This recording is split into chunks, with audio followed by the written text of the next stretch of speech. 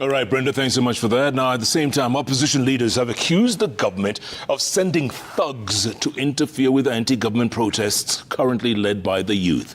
Azimio coalition leader Raila Odinga has criticized infiltration of the protests that were otherwise peaceful by goons, saying they originally had good intentions to change the leadership.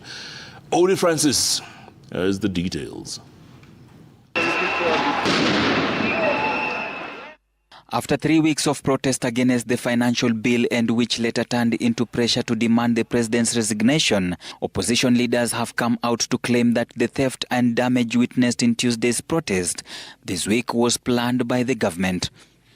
Ruto and his henchmen sponsored goons infiltrated with the sole intention of destabilizing the continued peaceful protests. These disgraceful, criminal and illegal activities violate the right to peaceful protest. Led by Azimio leader Raila Odinga, who issued a statement, and fellow principals and Wiper Party leader Kalonzo Musyoka, they accused the government of fomenting the unrest experienced during Tuesday protest. According to the Kenya National Commission on Human Rights, local and international media, the police executed a shoot-to-kill order that extinguished 41 young Kenyan promising lives, with over 300 Kenyans admitted to hospitals with gunshot wounds. The opposition leaders want the president to resign. I've observed that the intention of yesterday's well-organized, coordinated and state-sponsored chaos was to undermine and denigrate the Gen Z-inspired nationwide non-violent protests. According to Raila, youth-led protests were interrupted by people with ill intentions to disrupt the process.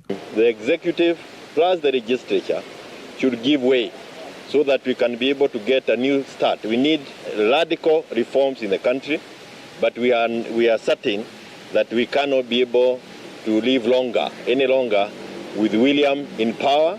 That people who started the protests were out to correct the injustices in the country, and in the process educate all of us that protests be peacefully civil and still achieve the intended goal.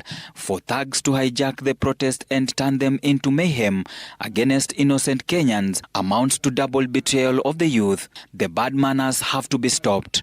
End of quote. Odie Francis, Citizen TV, Nairobi.